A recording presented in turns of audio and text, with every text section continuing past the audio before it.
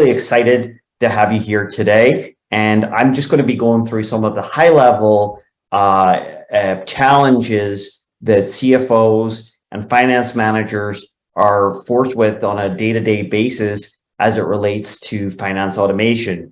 So with that said, let's just get into it. So an amazing stat that I saw recently was that 75% of finance professionals say their accounting processes are largely manual. And this comes from a Deloitte survey of over 800 finance and accounting managers, directors, CFOs, etc. And this is only 2 years ago. This is from a survey in 2021. So as we can see, the manual processes and the inertia is quite significant within this part of the industry. And you see on the right-hand side there, only just over 1.5% of, or just under 1.5% of accountants say their workflow is fully automated. So there's really a long way to go for organizations to automate a lot of their workflow processes. And there's multiple reasons why this is going on. So CFOs are really under a lot of pressure from a labor shortage, from being able to recruit and retain that labor. There's a lot of burnout going on, especially from the pandemic. And then also a delay in return to work, actually getting people within the office. And so CFOs are really under a lot of pressure from all of these challenges. And there's other areas within the organization that really place a lot more pressure on CFOs. And that's, how do they grow their organization and deliver the products and services in a timely manner with all of these supply chain disruptions that they're having with these labor shortages, right? And this is still ongoing. I actually read a survey the other day, again from Deloitte, where they do an optimism index, and it's actually declined by 11 points when they ask CFOs, compared to 3 months ago, how do you feel about your company's financial prospects? So there's a lot of stress, a lot of anxiety there, and it's continuing on as the economy continues to struggle. So why are all of these things happening? Let's kind of dive a little deeper into some of these challenges.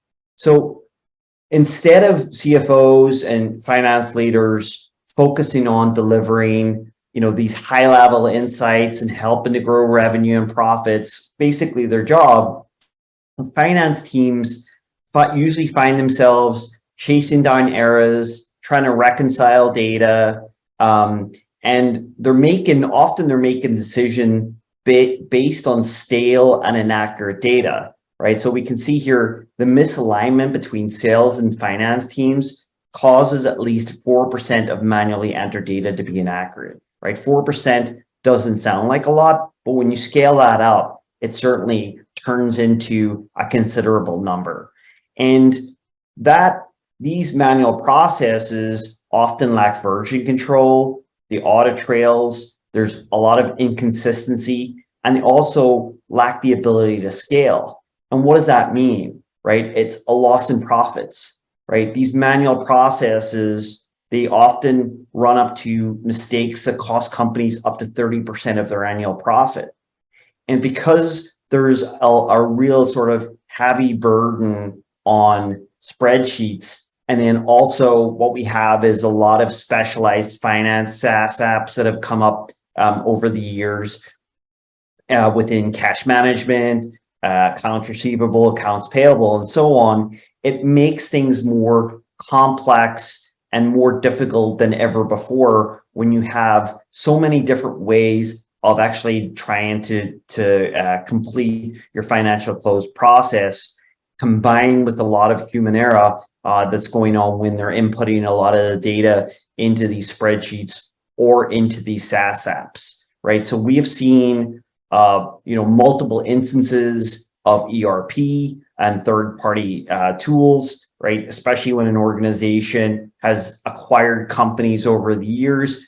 Maybe somebody's using NetSuite, maybe somebody's using a homegrown ERP, and things become very complicated very quickly. And we've seen a lot of siloed data, a lot of disparate processes and procedures due to those mergers and acquisitions. And there's a lot of slow, error-prone manual workarounds. And what does that result in? That results in a lack of visibility and real-time information. And going back to that burnout, right? There's a lot of low morale issues when you're having to do long hours. Employees are having to do long hours and tedious, repetitive tasks in order just to keep up.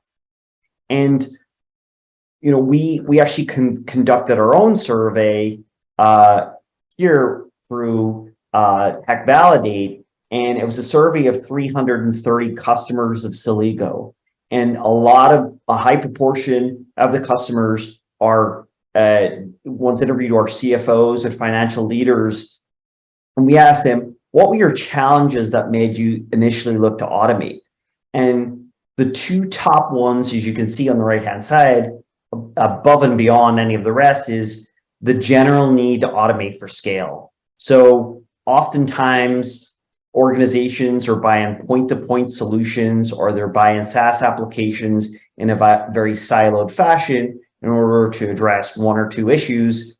But as they scale up, they find that they hit a lot of barriers. They hit a lot of barriers from an automation perspective. They hit a lot of barriers from an integration perspective. And they also have a lot of manual tasks that they're trying to do. And as I said, as they scale up and they get more customers, they get more revenue, they get more data, how do you keep up with that? And we've really seen that's why a lot of organizations come to Celigo in order to help them address both scalability and these inefficient manual processes. But there's also other things there that we can kind of go into in a little bit further down the road. But better integration, inefficient use of resources, poor data quality, and data silos. So those are kind of the core issues of why organizations, financial leaders are really looking to automate.